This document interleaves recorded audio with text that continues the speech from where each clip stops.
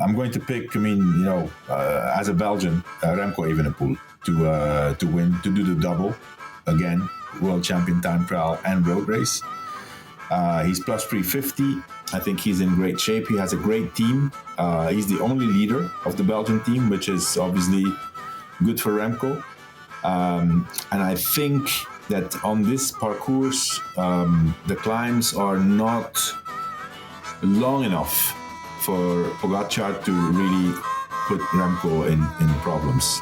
Hi, I'm Spencer Martin, along with Johan Bruyneel, and this is Outcomes. Outcomes is not an online gambling operator or a gambling site of any kind. We are simply here to provide information about sports betting for entertainment purposes only. It is a responsibility of all visitors to this podcast to check current local laws in their area or country before doing any gambling online. It is your responsibility to know and follow your local laws in place. Although we try best to provide accurate information on Outcomes, we cannot be held responsible for any inaccurate or incorrect information which is mentioned on this show. If you place any bets based on the conversations on Outcomes, you confirm or understand that it is possible to lose some or all monies used when betting on sports or doing any gambling. You cannot hold Outcomes responsible for any such losses. Our podcast is here to provide entertainment and should be viewed as that and nothing more. Thanks for tuning in.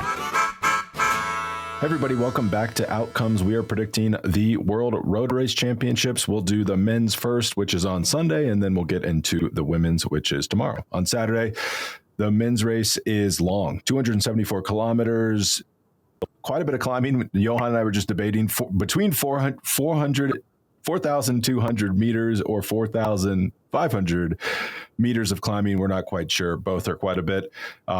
There is one sustained climb of about 2 kilometers at 6% average.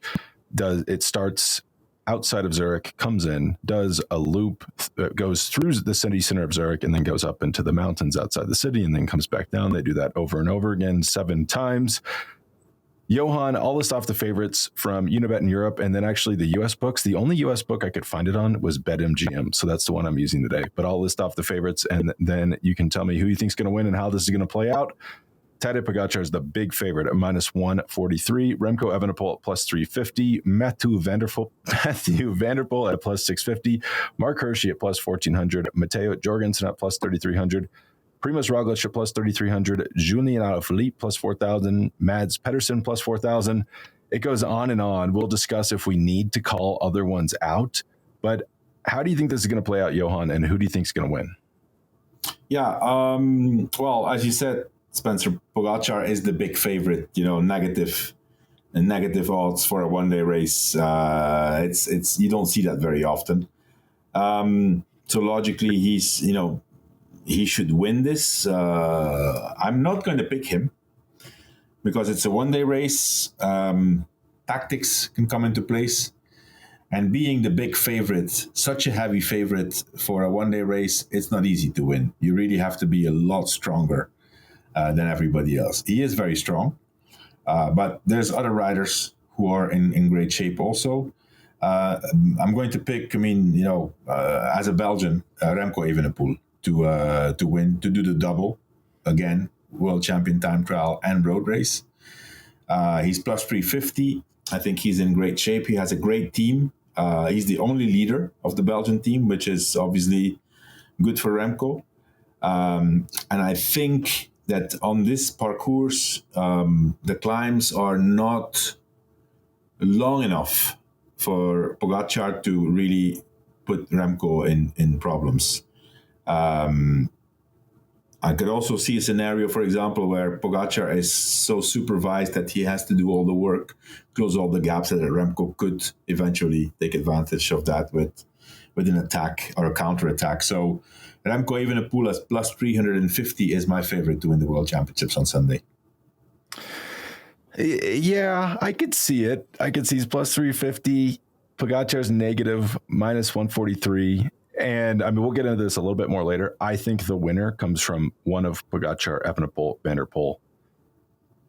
Probably not even outside that, to be completely honest with everyone. Here's my concern about Remco Evenepoel. In one-day races with more than 4,000, first of all, in their careers, people think of like Remco Evenepoel and Tadej Pogačar as equals, like equal stars of the sport. Remco Evenepoel has essentially beat Tadej Pogačar one time when he's trying, and that was the World Championships 2022. It did have a lot of climbing in it, like 44,000 meters of climbing, so that's not nothing. But in races, one-day races with more than 4,200 meters of climbing, Remco Evenepoel's never beaten Tadej Pogacar. And in Grand Tour stages, with that much climbing, Remco Evenepoel has never beaten Tadej Pogacar. That's not a great sign, as you say. I mean, could Tadej Pogacar struggle to drop him? Yeah, potentially. But then he would just outsprint him. So it's kind of the onus is on Remco Evenepoel to drop Tadej Pogacar. That's why I'm picking Pogacar. Even at minus 143, the implied odds there are 58%. So if you think that there's a better than 59% chance of Pogacar winning, you should bet him. But really, I'm just betting him because he's the world's best one-day racer, and this is a one-day race. And especially in races that are over, that are harder, that aren't Milan-San Remo, that basically that's like the only one he ever consistently loses to any of these guys. So I'm just going to pick him because he beats everybody all the time. Like Mathieu van der Poel's never beaten Tadej Pogacar on a course this hard. So I'm not going to overthink this. I'm picking the favorite. Obviously carries some risk because he's such a heavy favorite. I don't think, if I had to pick, I don't think Remco would win, but I do think he's probably the second most likely rider to win, if that makes sense. Yeah. I mean, listen, Pogacar is obviously, as you say, he's negative 143. That's for a reason, right? He showed in Canada that he was already in good shape. Normally he will have improved since. Coming back from Canada, recover from the jet lag a bit, do more training. The rumors are flying around that he is in incredible shape. Again, my only concern is a one-day race is not easy to win as the big favorite because there's a lot of moving factors. And all the weight would be on the Slovenian team. He does have the advantage, though, Pogacar, that Belgium has a strong team and that they only have one leader. So whatever is not good for Pogacar will also not be good for Belgium, because in theory they only have one rider who can win the race. Well, you have other riders who can go in breakaways, but that's not a guarantee to win. So I think those two are the heavy favorites. My second choice, lots of people have said, 4,500 meters, it's hard. It's for real climbers. It's not for heavier riders. I am going to pick Mathieu van der Poel, the defending champion, as my second choice, plus 650. He's been on a comeback, basically towards good form. He was in good form in the Tour of Luxembourg, although I heard afterwards some inside information that he was struggling with a cold. And so normally he should be better now a week later after Luxembourg. And the fact that, yes, it is 4,500 meters of climbing, but the climbs are not super, super long. And it's like, there's 2 kilometers, then a little bit of a flat, then again. So it's always like shorter efforts, which I think for Van der Poel could be great. Plus, it's a very technical course, which is also great for Van der Poel. And also the big difficulty comes in the beginning of every lap.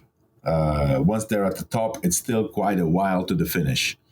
So even if Pogacar gets away, he will need to stay away. And so in that case, Van der Poel could probably come back.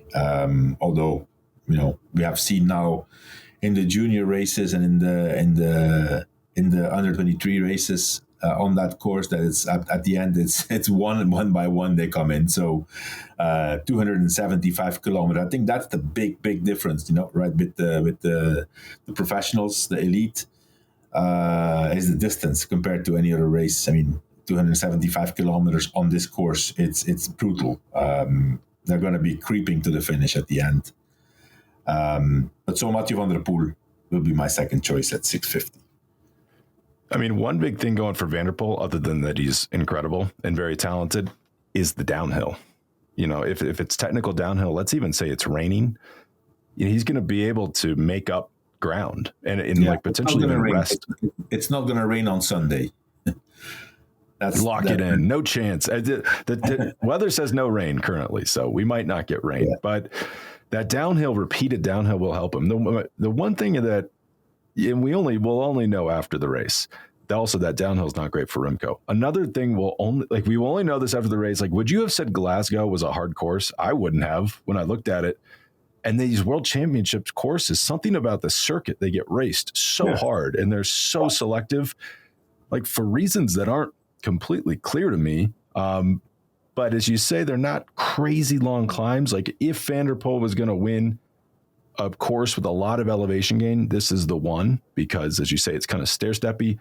He did appear quite light at Tour of Luxembourg. He didn't look maybe as powerful as normal, but if you're telling me that he had a cold, then that would explain why he let that move go clear and then was, he was like kind of like back there jockeying with Quinn Simmons. So not totally what you'd want to see, especially when Tadej Pogacar's out there riding away from everyone at Montreal. But if he had a cold and he's better, I do think those three riders are I hate to say this, but like the three riders, not that can only win, but it's close because here's a little stat. In the last 2 years, every monument, like basically every major one-day race, every monument in World Championship and Olympic road race has been won by either Mathieu van der Poel, Tadej Pogacar, Remco Evenepoel. The only exception being Jasper Philipsen, who is Van der Poel's teammate and is the best sprinter in the world and won this, like the Sprinters Monument. So not a great sign. And if you go back to the last 4 World Championships, it's Van der Poel, Evenepoel, Alaphilippe. All of those riders at the time they won were one of the most elite riders that year. Like all three were in the top 7 of the UCI points rankings at the time they won. So it tells us like a big fish is going to win. But I'd say, and I could regret even saying this, but if I was going to pick one rider, not from those three, Mark Hirschi at plus 1,400, and you got to keep in mind the price here. You're getting a bit of a discount. Mark Hirschi, when I first heard like someone predicting him, I was thinking, well, like that doesn't make any sense. Like think of all the big races Mark Hirschi's won, like almost none. He's never won a monument, he's never won an Olympics, never won a World Championship, but he's won 6 one-day races this year, and he looks fantastic. And he's been world champion in the past. Well, under 23, under 23, but he's not riding for Pogacar for one of the first times in a long time at a one-day race, and like a major one-day race. And I mean, I don't know how much to attribute like home field advantage to, but just because the race is so hard and there's so few riders that even have the fitness to be up there, Hirschi's one of them. Hirschi's like the downside of Hirschi is everything he's good at, one of those 3 guys we already mentioned is better. So that's what's going against him. Yeah. Yeah, obviously Hirschi's the 4th guy. I mean, he's been on amazing form for the last 6 weeks already. That's a little bit what I'm doubting about, because how long can he keep that form? I have the impression that it's a bit on the downhill already. He was at the peak form. He won race after race after race. I think 5 races in a row. In Luxembourg, you could see that he still tried, but the big punch was not there anymore. So, for Sunday, he's good, but he's not at the level of those 3 riders that we said before, in my opinion. Do you think there's a risk, a chance? I don't even really believe this as I say this, that let's say there's a selection, and I think this is going to go early. I think this race is going to be hard. Like Slovenia's got a strong team. Belgium has a pretty strong team. I guess there's Roglic, but like, what if Roglic gets up the road? Then what's Belgium going to do? They're going to have to chase. It's going to be a hard race. Yeah, they have to. Yeah. Let's say there's a selection early. Let's say it's Pogacar, Evenepoel, Van der Poel all up the road. Is there a chance that they stop pulling through and look at each other and it opens the door for someone else? Nowadays, personally, I don't think so. I think they're going to work together. They're so strong. They know they can do it and then just fight it out man against man. I could perfectly see that. Even if Pogacar and Remco get away, they're going to work together also. When they're all 3 so confident that they could all 3 think that this is good for me. Like these guys are bringing me to the finish line to win the sprint. I don't have to worry. Even if that's not the true, and if it's not true, and it probably would favor Van der Poel. But Evenepoel's got to feel confident in his ability to drop them because he can drop almost anyone in the world. Like, look at the Olympics. They certainly were expecting an attack from him, and he got away anyway. I think the big difference, Olympics versus this is Pogacar's here. Like, this is there's no more messing around, kids. Like, dad's home. He's going to be watching everybody. So I don't think that's going to happen, but he could believe that will happen. So therefore, he may keep a move alive. Is there anyone you like from the wild? It's a little like, this is probably the least wild card heavy we've ever been for a race, but I do think it's going to come from one of these super talents. But is there anyone from down the list that you think could win? It's difficult to imagine. It's not one of those. The only guy that I have seen in really good shape, but then it's, there's a few, but then it needs to be a tactical game, right? Matteo Jorgensen was really good in Canada. I think he's even going to be better now after having come back to Europe. And so, he's a guy who could potentially try and attack in between the big guys fighting against each other. He's plus 3,300. Another guy, for example, that could, but that's a stretch, but, like Pello Bilbao, smart guy, smart rider, can wait. He has the quality to ride in the final. And if none of these guys gets away, who knows? If a guy like Pello Bilbao gives it a try, but it's a stretch. Yeah. Does he have the engine? He's plus 10,000. That's kind of interesting, but you got to have a big engine. That's why I kind of like Jorgensen. Plus 3,300. Do I think he's going to win? Probably not, but he's one of the rest that probably has the best chance, just because we're talking about a Paris-Nice winner here. This isn't a guy who's just like launching an attack, hoping for a prayer. Pretty good rider. He was also extremely strong in the Olympic Games, by the way. The Olympic road race. Got the result compared to his performance, in my opinion. Same thing with Montreal. Much better performance than result, and the animator in the chase group in both of those races. Handy rider too, like better technical rider than you'd think, just because he's so tall. You think he's kind of gangly, but he's a good bike handler. This thing could work for him. I'd say that should be our super. If we were going to pick a super wild card, I'd probably go Jorgensen over anyone else. I just don't think me too. anyone else has the form. And just to call out some better prices really quick, Pogacar is worse. He's minus 155 on BetMGM in the US, but Evenepoel's better, plus 400. Van der Poel is better at plus 700. And Hershey's at plus 1,800. So all three of those riders are better prices on BetMGM at least. Well, we'll take a quick commercial break, and then we'll be back for the women's race. This episode is sponsored by BetterHelp. Kids are always learning and growing, but as adults, sometimes we lose that curiosity. What's something you'd like to learn? Gardening, a new language, or maybe how to finally beat your best friend in bowling. Therapy can help you reconnect with your sense of wonder, because your back-to-school era can come at any age. Therapy can be extremely helpful for learning positive coping skills and how to set boundaries.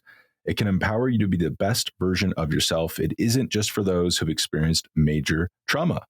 So if you're thinking of starting therapy, give BetterHelp a try. It's entirely online, designed to be convenient, flexible, and suited to your schedule. All you have to do is go to their website, fill a brief questionnaire to get matched with a licensed therapist today. And here's one of the most important things I'd say. You can switch therapists at any time for no additional charge. It's incredibly easy, much easier than doing so on a non-BetterHelp platform. So if you want to rediscover your curiosity with BetterHelp, visit betterhelp.com/themove to get 10% off your first month. That's betterhelp.com/themove, spelled out THEMOVE, today to get 10% off your first month. Again, that's BetterHelp, HELP.com/themove. All right, back to the show. All right, Johan, this one's shorter, 154 kilometers. It actually, in my mind, changes the dynamic quite a bit. It finishes in the same Zurich loop. I will list off the favorites from Unibet, and then we'll get your take on how this is going to play out. Apologies, I've got to pull this up. All right, so Lotto Kopecky is the favorite. We're seeing a plus favorite. Wow, this feels crazy. Plus 175. Demi Vollering plus 275. Marion Navas plus 800. Elisa Longo Borghini plus 900. Puck Peterson plus 1,200.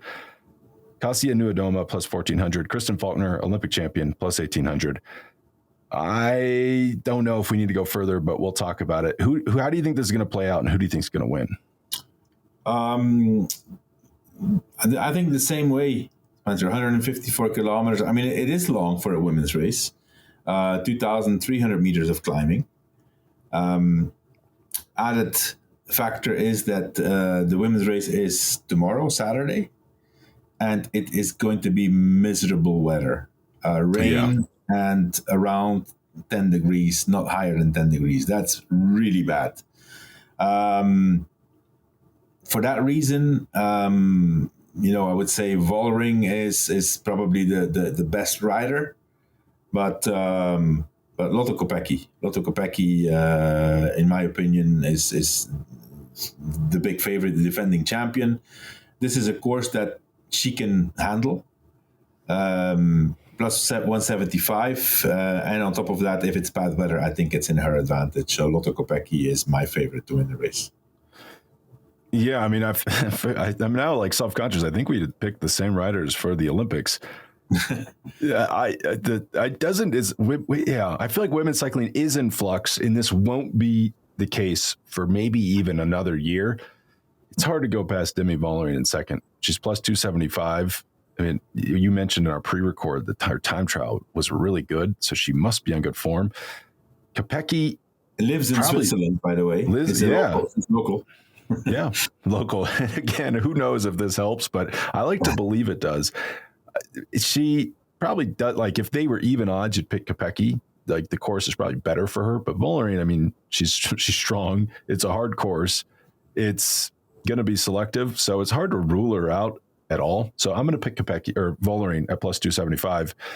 And I guess in this scenario, she would probably have to drop Kopecky, but we've seen her beat Kopecky in some bike throws. Two high-profile ones, one at Romandy recently, and then one, the famous one, infamous one at Strade Bianche like 2 years ago. Yeah.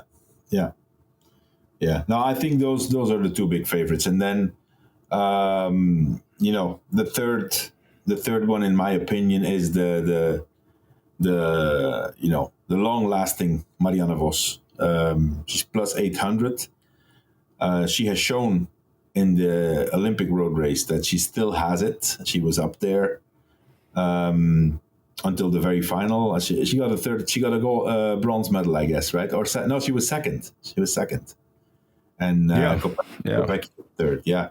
So at plus 800, I think that Marianne Vos. This is, especially if it's raining. She's super technical. She's super smart.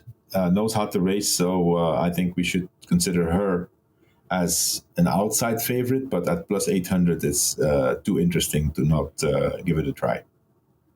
Yeah, Vos at plus 800 is kind of my favorite. That's almost my favorite one of any bet that we've said so far, because the weather suits her, the course suits her. She can win a sprint if she has to. She's definitely I almost think of her as like a machine. It's like, it's bad weather, it's technical descending. Like, okay, she's going to be in the front group, and then she can figure out how to win if she gets there, and she's not afraid to lose. That's another thing. Like, a lot of pressure on Vollering with the Nike contract. Kopecky, I don't know if Kopecky feels pressure. She doesn't look like it. But Vos, just like, it's all gravy at this point for her. She's won so much in her career. She doesn't need to prove anything to anybody. Yeah.